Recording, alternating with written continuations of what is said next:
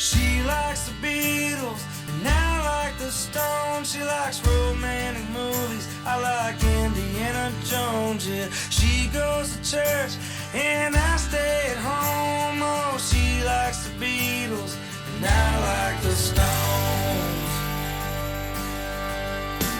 We met on the river in the mid-morning light. She swears it was late afternoon. She fell in love by the time it was night. I didn't get until June. Not long after we said I do, she had the nerve to move in. She painted the walls. Hello and welcome to the barn. Joined here today by Dwayne, and we have a special guest online, Mr. William Clark Green. We are in Farmington, Missouri. That's where our studio is. Oh, cool. So that's why I reached out, coming and playing the fair here, I think in June. So that's why we reached out, and we're going to promote the hell out of it. Right, and I don't have to tell a guy from Texas this, but man, it's going to be hot, bro. It's going to be hot and humid, man. Yep. Well, I mean, it's not the first time. It won't be the last. No. I went and saw Black Crowes open for Dave Matthews at Busch Stadium once, and the lead singer wouldn't even come out from behind the stage. He sat on a stool in the shade while the band was playing. And I was like, dude, you play for 50 minutes. You can't give me a maximum effort for 50 minutes, man. Come on. Yeah, I mean, you're 100% right. The majority, 90% of what we do, no one sees. You know, the writing, the recording, the interviews, and all that stuff, the traveling, even just traveling. That's a lot of our time spent. So, fuck, the time on stage everything else fucking sucks. Yeah, right, so, the time on stage is like the 90 minutes. And writing a song, recording a song, and playing the song are the only fun parts about the fucking music business. So so you spend all this effort to get there. You're away from your home and family. You at least go have fun for 90 minutes or try to. And if the weather sucks, I mean, you make the best of it. There's people standing in it, right? Your fans are standing out there in it. Yeah. Well, what do you think about this Eric Church thing? Have you heard this thing where he's canceling a show because of basketball? I think that guys like us, I think it's, we've missed how many weddings we've missed. I mean, my guitar player got married and drove 3 hours and made the show. He didn't have to by any means, but he did. Like, it's I get it. I think family is the most important thing, but dude, how can you rationalize that? I gave everybody tickets back. Dude, you're a superstar act. Like, people were traveling all over the country. Hotel rooms, people have children, like getting babysitters, and this is more than just a ticket. And I think that he thought that it would be understood, and people would be like, "Oh yeah, that." But I think he's either so disconnected or something. Disconnected that he didn't realize. I think he definitely knows now. I don't think he knew. I think he went into it innocently, but I think he's so disconnected from how much effort, how much money it takes for people to go to these big shows, and you had to watch a game. I mean, dude, to me, I think he's just so disconnected. And I've nothing but love and respect for Eric Church. I think it was a stupid move. He can hate me for saying that. I mean, he probably never hear me say that anyways, but I think it was a dumb move. Artists travel all over, but I'm 40 years old with 3 kids and a wife. So if I go to something, it's a night out. Like, it's a thing that's probably planned a month in advance. Months and months and months. And a lot of people don't get to afford to go to those shows. For a lot of those people, it's a once in a lifetime deal. They don't get to do it. It's not their 17th time. I mean, they're, that show, that date worked out. They're going to travel, with their person across country, and they can get a hotel room and they book their flights, and it's they're spending thousands of dollars. And it's just, like I said, I don't think it was ill malice. I don't think it was like, fuck the fans, I do what I want. I just think he totally underestimated, so disconnected from it, and just thinking that as long as I refund everybody's money, if they get their money back, they'll be fine. They'll understand what this game means to me, but they don't give a shit about the fucking Tar Heels. I can tell you that. No one gives a fuck about that game. And now if they lose, he's going to get so much. It's even worse. Get so much flack for it. Oh my God. Yeah, you're right. That's a PR nightmare right there. Yeah, I mean, for guys like us who are road warriors, which I know that he has done that lifestyle. We've missed all sorts of stuff that are way more important than a basketball game. And plus, like, every tech football game and all that stuff. I mean, we've watched we played while the fucking Super Bowl's been going on, our national championship's been going on. Everybody's watching the TV, and we're playing. We're playing on the stage. They're for our show, but the TV, leave a TV on for them so they can watch it because dude, I totally understand that stuff. So yeah, I just think it was like I said, just disconnected. I don't think it was intentionally to malice. I don't think he went into it with a negative fuck everybody attitude. Really, I mean, that statement looks like he thought people generally would understand, and they didn't. No, there's no way. Sometimes, intent has nothing to do with it. Shit happens. You don't mean to hurt somebody's feelings, but you hurt their feelings. You can't deny it, Well, I mean, the people who are upset have every right to be. And if he wants to blame someone, he should blame his booking agent for booking the show. You make a commitment and announce, and it's you got a calendar. Mark some X's on the calendar, man. Like not these days. And it's a really tough thing. That's a really tough thing to make up because people have already wasted that money. And how do you repay that? Like even if he went to San Antonio and put on a free show, there's really no way to make it right. So I don't know. I really don't know what he's going to do. Yeah. But I mean, maybe he doesn't care, but I'm sure he does. I'm sure he's really regretting it, but I really think he thought there would be no backlash. People like, oh, that makes sense. Yeah. Tar Heels. Yeah. That's a big deal for his family, but people who do not care. I definitely think it was the wrong move. Where are you guys at now? You guys are out. Where are you at now? We're in Starksville. Oh, no, we're not in Starksville. Where the hell are we? Hattiesburg, Mississippi. Oh, okay. So, Hattiesburg, yeah. Home of Southern Memphis. We just Southern Mississippi. Brett Favre. Brett Favre's the high school coach there. He is, isn't he? Yeah, he's from Hattiesville. Yeah, Hattiesburg. Yeah. Hattiesburg. Wow. Well, I can tell you this: the stoplights here are awful. So I don't know who designed that. But it's absolutely stunningly beautiful campus. Awesome. It's a gorgeous town, and we just went and ate lunch, and we're just kind of getting settled. So trying to figure it out. So Mississippi girls, am I right?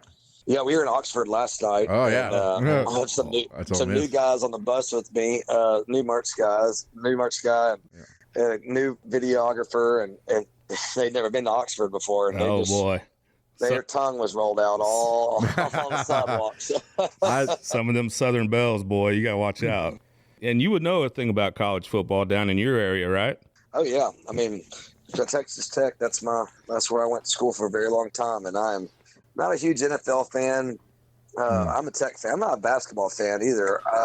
But when Tech plays in anything, I'm become a fan. But West Texas, I mean, it's kind of like, what else are you going to do? You go to the high school football game. I mean, the whole town, it's more small town than it is. I mean, it's more of a big deal, I think, in the small West Texas towns, like the 2As, and than it really is like the whole town goes to those games.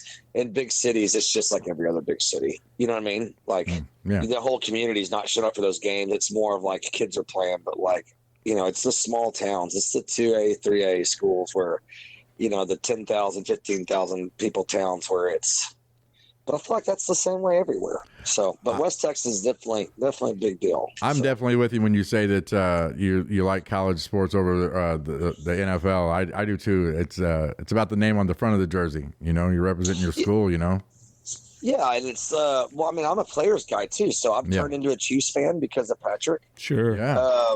He was a Tech guy, and there are some players that I like. I mean, the whole deal with the NFL and the NBA is like, dude, they don't give a fuck who they're playing for. You know? So it's a business at that point. Yeah, I mean, so why do I care? It's like the Cowboys fans are so diehard. I'm like, the players aren't even diehard. Like, why are you expected to be? Yeah. Like, I don't understand. Like they don't care. You're literally just a dollar bill to everybody. Like, they're during the lockout with baseball. I was thinking, it's owners and players fighting over the pie. Hey, I'm the pie. Yeah, for sure. I mean, we just want it to happen, right? I didn't really get. Well, I mean, I've never gone to the game because of who owned the team, So I've always been a players guy. They should get every dime they want. Well, I mean, baseball. I'd go to any baseball game anywhere in any stadium. I mean, going to a ballpark is just Americana, Yeah, sure. That's just that's good stuff. I mean, we went to a Cardinals game in St. Louis. Really cool. That stadium's awesome. Busch Stadium. It's great. Yeah, it's nice. Yes, where the Rockies play. We've been to the Mariners game. We went and saw. Oh gosh, dang it! Fenway, and but we didn't watch a game there. Been to Cubs games. Been to White Sox games. we try. That's like definitely on days off. That's what we definitely try to do that when we're on the road. You have to take advantage of the opportunity while it's there, right? Yeah, it's just baseball games are easy. Go get a hot dog and a couple beers and go relax for a couple 3 hours. You know, so they're trying to speed up the game, and I'm like, why? Yeah. What's wrong that with whole what's the whole shift thing? They're not allowing. Yeah, they're not going to allow the shift anymore. You have that's to have such bullshit. Like that's just like it doesn't make any sense to me. you're going to have so many fielders on both sides of second base. I mean, it's just like why? They're gonna straddle the line. They're gonna push the rules to the limit and everything. But it'll be interesting. I think runs and hits, it's more appealing to the fans and it's more exciting for the fans. I think it comes back to the business. They took away our steroids, and now this is what we're left with. You take away our steroids, we can't have fun with that. Now we can't take away our hits. Well, they're doing the same thing it's happening with everything. It's a whole society shift. They're doing the same thing with golf. They're doing the same things with albums. People's attention spans are not like they used to be because everything is so automatic. You know, everything is so automatic and distracting. Like with the phone, it's like, it's hard to stay. Like, I wanted to listen to one song on the bus last night and have no one talk or look at their phone. And every time someone talked and looked at their phone, I restart the song. It took 45 minutes to play that song. I believe it. Wow. And no one, because it's just attention spans are nothing. There's so many distractions, and then with phones too, it's just like I think our whole society is changing that way. They're trying to speed up everything because they realize that they're losing people. So trying to make it more interesting that way. When you're talking about attention spans, and it sounds like you have a love for an album, I can definitely get the vibe from that on your new album. It seems like it's a full piece of collective work rather than just a single here or a single there. Was that sort of the intent, or was that sort of the idea with it? That's always the intention. Yeah, I mean, thank you. That is a huge compliment because I feel like that's kind of the dying art of music. I think, you're getting a lot of EPs and a lot of music, just content. I mean, and I just love having every album I come out with is a chapter of my life. I mean, I'm literally writing my biography through music. And so for me, it's like super important to look good and to be complete. And I want to look back on it's kind of like a legacy thing for me. Like I want to look back on my discography and be proud of it, and also have, those memories of what those songs were about, the life that I lived, and I want to write them all, and that's kind of like my gift to the earth is music, like that's what I'm here to do. I'm here to provide music for people to listen to. And, I take it seriously and it's real. And I try to make my work, complete. What are you listening to? Man, last record that I really dug in deep. Trying to think. Man, Brent Cobb. I love his stuff. Yeah, absolutely. Big fan of Brent Cobb stuff. I always listen to John Bauman. He's one of my favorites. And then my top 5, you got Guy Clark, Loud London, Will Sound Ramsey. I always have them on deal. But those new Brent Cobb records, what he's doing is really cool stuff. I'm really liking it. So. I'm a big fan of Lucero out of Memphis. Yeah. Dude, I mean, I was listening to them in high school. I mean, that definitely influenced me for sure. Did it? Yeah. And I know you have a friendship with BJ of American Aquarium too. That hardest working dude I know for sure. That dude works his butt off. He is a hustler. I never have a lot of respect for him for that. He's a great songwriter. Did you have a Beatles on Sullivan moment when you were a kid growing up, when you were like, this is what I want to do? No, it never seemed attainable. Like it always like the best way I can describe it is like in like high school football, when your coach is like, for some of y'all, this is going to be your last time you'll ever step foot on a football field. Oh yeah. And the few of y'all that get the chance to play college ball will more than likely never go to the NFL. So take care, take college seriously, get your grades right, create your life, and football is not the answer, because the odds are slim. And so for me, I didn't think it was an obtainable goal. I thought if you were on the radio, you were a millionaire and you had a mansion and you were just like, it was kind of the select few. And then the older I got, when I first started, there was no internet really. I mean, there was internet, but like we didn't have it. So it was the not knowing either. So as I figured it out, I realized, okay, this is when bands play and these venues are playing. Okay, they're traveling van and trailer and they're making it work. And oh, cool, you get to start seeing people start and they rise really quickly and like, oh crap, this is possible. And then you kind of just get thrown into it, you know. One of the things I read that you had said that really stuck with me is that you don't consider yourself an actual musician. You consider yourself a songwriter. Terrible musician. So you're all about crafting the songs and writing the songs. Well, I'm not a musician. I don't even know what key we're playing the songs in. I don't know. That's I awesome. can't read music. I don't know how to read music.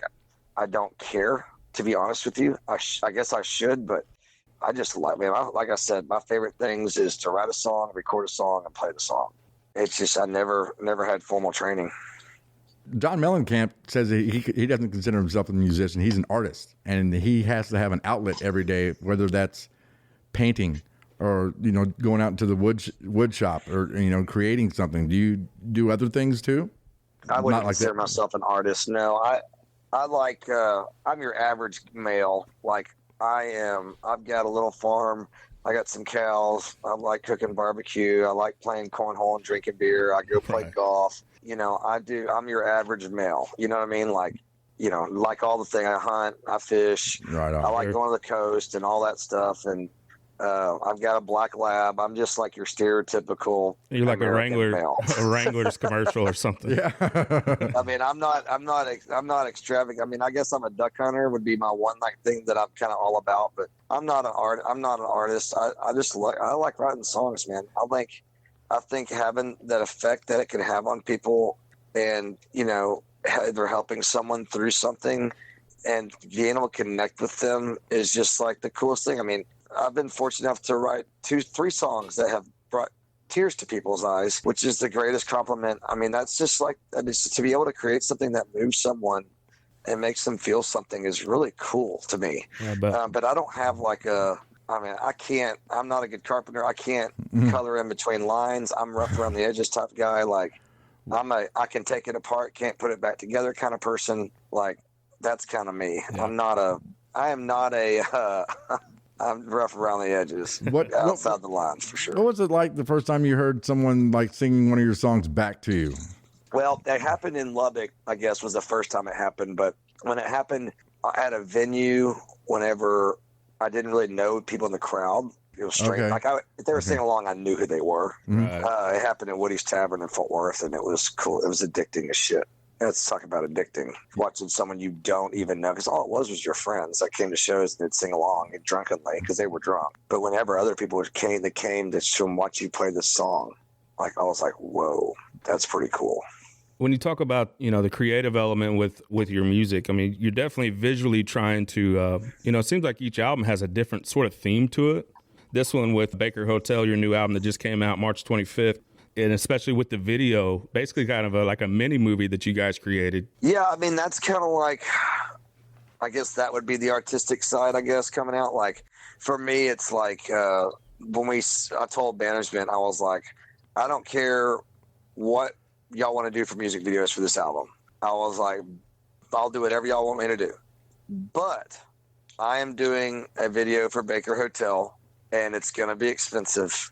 And I've got the whole thing. I've got the whole idea in my head, and I know exactly who's going to do it. And it was. I mean, I had the whole idea in my head, and I had to do it. Like it was more like I really wanted people to live the song, to be able to see what the song is about, you know, and just give it an outlet, a visual outlet, you know, and also to be super creative. I mean, that's like the whole thing about my career too, is like, man, the ability to be creative and write weird songs and do something outside the box. Like no one does what we do. Like and I don't think people are going to copy it, but man, I love the fact that what we do is original. What we do is no one else does what we do. And I love that fact. I think that's where the creative and fun stuff comes in for me, because I don't want to be a carbon copier. I don't want to write a fucking country record. I want to write a rock and roll folk country record. You know what I mean? Mm-hmm. Like I don't want to, I want to do different songs. I want to write folk songs, country songs. I want to write rock songs. I mean, that's so much fun to me. It's like the genre thing. Like, well, I'm a songwriter. Like I write songs. Like I don't write you know, I like writing country songs. I like writing folk songs. I like writing rock songs, but I don't want to just do that. I want to write all sorts of songs. Like, I want to write slow songs, and I want to write passionate songs. I want to write funny songs. I want to write sad songs. I want to write, I mean, getting the emotion is cool. That's the fun part, you know? It's pretty apparent the rock influence on this record. You know, we talk about John Mellencamp a second ago. I hear more Mellencamp than I do, you know, traditional country. You know, it sounds like a rock record to me. I know there's country influences in there, I'm sure, but, you know, it sounds like a rock record to me. Man, like I said, I mean, it's whatever people want to call it. I don't care. I don't care if people call it Jamaican music. You know what I mean? Like, it doesn't matter to me at all. Like, it wouldn't change. It wouldn't change for me. You know what I mean? So, is there a lyric from a song from any time period and any genre that you wish you would have wrote? Like, man, that guy nailed it. Like Dylan, I mean, something like that, you know? Man, whose song we were talking about the other day, and I was like, man, that's a song I would love. Because I've never done an outside cut, but I was like, that would be a song. Man, okay, Will Hoge has a song. I was listening to it last night. Oh yeah, they don't make them like they used to. That is, I mean, oh my God, I would cut. That is my song. Yeah, like I feel like I wrote that song. You know what I mean? You know, when I Great think about song. sort of those one-liners, you know, Guy Clark comes to mind. You know, pack up all your dishes. You know, that says so much. And and even with the song like She Likes the Beatles, which is the first song I heard from you guys a long time ago, many years ago, you know, that says so much with saying so little. she likes the Beatles. You know, I like the Stones. I mean, that's saying a whole lot in a couple words. There's a lot of people nodding their head and going, I know exactly what he means when he says that. I forgot who said it, if it was Walt Wilkins, but I heard this quote. I think it was Walt Wilkins. But it could have been Radney Foster. I can't remember. But they said songwriters spend their entire lives trying to make complicated things simple and simple things complicated. And if you can do that, I feel like that grabs attentions. Like, for sure. Like I'm saying with the She Likes the Beatles thing, just that right there. You can phrase it however you want to in your mind as a listener, but I know what it means to me. It means something to me when I hear that. Right. And it says so much without saying a whole lot. I know it's a Chris Christopherson song, but I trade all my tomorrows for a single yesterday. You're like, oh man, you know, get hit by the thunderbolt, you know? And pretty much it sounds like you guys are fans of songs. Like you guys are fans of songwriters. Like y'all are songwriter guys, it sounds like. Sure. Oh, yeah. Basically any line in Sunday Morning Coming Down. Yeah, I mean, right. We've all been there, right? That Sunday morning you wake up, you're like, what the hell did I do? Mm-hmm. Some of my favorites on your new record, you know, the song Anymore stuck out. Best song ever wrote. I mean, that's got to be your next single, right? I mean, I told our management, I said, that's the best song on the record. I was like, I don't care if anybody doesn't like it. I was like, that's the best song I've ever written in my life. So there was I wrote that, the Max Stalling and Zane Williams. So the day before you wrote that song, you know, it didn't exist. And then, you know, you brought it into existence. How did that, I mean, what was the process there? I mean, I didn't know. Well, it took 2 years to write that song. I did it. And the reason the song is so special is it really was a relationship that had ended after a year, and then it started back up after and then it ended again. So it was really 2 breakups with the same girl. And I wrote half of it in the first breakup and was finished it on the second breakup. Oh, wow. Wow. And yeah, I don't know. I don't know why. I think it's melodically, it is just, to me, it's a perfect song. Like, I'm not bragging. I'm not boasting. It's the best I can do. It's the best I have to offer to date. Like, that is the best song I have to offer in my life so far. So I don't know why. I don't know if it's a combination of melody and words. It's not like mind blowing. I just think it's so honest, and the melody supports it. Like, you can feel kind of like I don't want to, you can just feel it, you know, you can feel it in the melody. And it's a situation too. It's a unique situation where it's like, man, I don't want you to go, but we both know that this isn't going to work, but I still fucking love you. Like, I'm going to miss the shit out of you, you know? And that happens. I don't think there's many songs like that, you know, that's that honest. I don't know. It's really been a great song for me in just my life. And every time someone hears it, it's just same thing happened when She Likes the Beatles. It's like, first time they hear it, they're like, dude. And it's the same thing happened when She Likes the Beatles. The first time I played it, it was like that reaction. And that hadn't happened. It's happened 3 times. Ringling Road, Beatles, and then this. So the thing is, the record's out, like singles and all that stuff, that's all up to management and stuff like that. Like, I've done my job. I'm moving on to the next song. Like, these songs are out in the world. Like, I hope, I mean, it should be. I think it's the best song on the record. And I'm already, my job now is just to perform it. Like, I'm not, I've already put all the work and everything into it. It's already out. So there's nothing more I can do to it or whatever. So I think that's all for management stuff. But I just think it's the best song on the record. It would be a shame if it didn't have a music video. It'd be a shame if it wasn't pushed. And I agree. Yeah. It's definitely my favorite on the record. And what I like about a lot of your writing is just it kind of hits on universal feelings that most people have experienced, right? It's the love that you have. It's maybe you've lost some love, some of those feelings, the bitterness where you might still love somebody, but they're not in your life anymore. Just sort of those universal feelings that I think a lot of people have and they can relate to. I think of another one on the record. It's pretty sentimental. At least it sounds like is Me, Her, and You. Another slower type song, but great songwriting on that one as well. Yeah, I mean, that's the second best song I've ever written. So the third best song. And it might be the first. I mean, I love that song too. I wrote that with John Bauman, Drew Kennedy, and Josh Grader. And that song's probably 4 years old at this point. We wrote it on a songwriting retreat, and really bizarre write. Like, we were writing it, and it was, you could hear a pin drop. No one talked. Like, that song kind of messed everybody up, It was such a bizarre, cool write. And that's a special song. I mean, that's the best country song I can write, honestly. That's the best country song I've ever written. I'd say that. So I heard an interview with Ben from Lucero once when someone asked him about who's the girl that you're singing about, and he's like, "Oh, there's more than one." So he's like, I got 160 about girls and 2 about my grandpa. You understand, some of these songs are 4 years old. A lot can happen in 4 years. For me, some of them are even 5 years old. So by the time y'all get to listen to them, a lot's happened. Like, I'm engaged. Yeah, sure. I'm engaged right now. I'm at a great spot. But those songs are old. Me, You, and Her and Anymore are both the oldest songs on the record. So those kind of happened when a lot was going on, for sure. Major changes and sadness and stuff like that. So, but yeah, that was years ago for me. So that's what's so cool about those songs is it's like, man, those are special moments in time that I can live on forever because that song exists. So sort of timestamps for you as well. And that person probably knows that those songs are about her, but she I never told her that, but I'm sure she feels this. She probably feels the same fucking way. Where this record sounds, like I said, like a lot of rock with some country mixed in, you're also involved with the Panhandlers, which I would say is pretty much straight country. You want to tell us a little bit about that? Yeah, so that's that thing just evolved so much. It initially started, the whole project was just to do a show at Steamboat at Music Fest of Joe Ely and Flatlanders and Jimmy Dale Gilmore and West Texas Waylon Jennings, West Texas songwriters, just kind of showcase West Texas songs. And then it was like, well, it would be cool to come out with a record and do like a little project of those songs.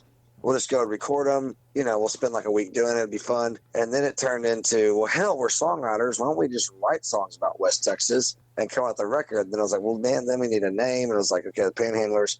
And then it was like, well, then we need to write the record. So then we went on a writer's retreat. Then we were going to do like half original songs, half covers. And then we wrote a shitload of songs. And then we had a whole record. And then we were like, well, shit, now we got a real record. And then it was and then we went and recorded it. We had no idea how to do it or what we were doing. And we just knew it. We wanted it to sound like 1970. That was kind of the idea. Less is more. Let's do a record that none of us do. Not overproduced, just old school. And so we just finished our second record, and this record, we actually have way more of an idea what we're doing, and it's going to be more of an upbeat record, and we had a lot of fun with it. It comes out in the fall, I think. It'll be out in the fall, I think. That's awesome.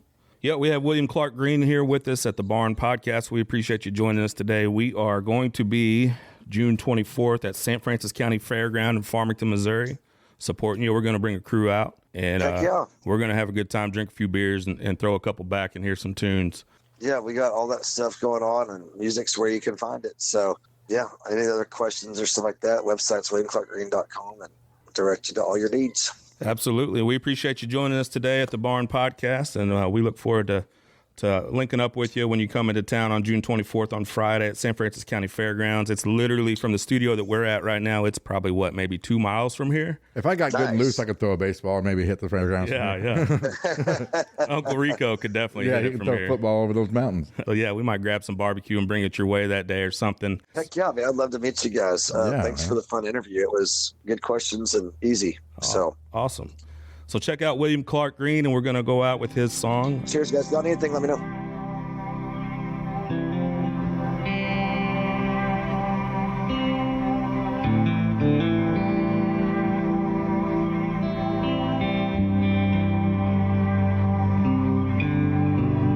You give it your best, try not to regret the past. It's a give and take, some things you just can't take back. I pulled you in just to push you away, searching for words that I know I should say, but I wasn't expecting the thought of you leaving today. I don't want you to go, but God knows you need to.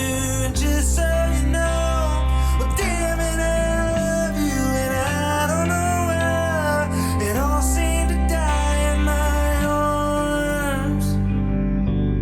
Well, you don't have to try to be every little thing I need anymore.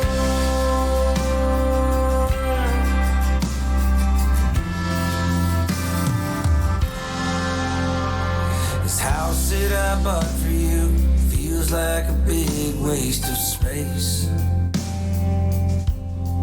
I took a night off from drinking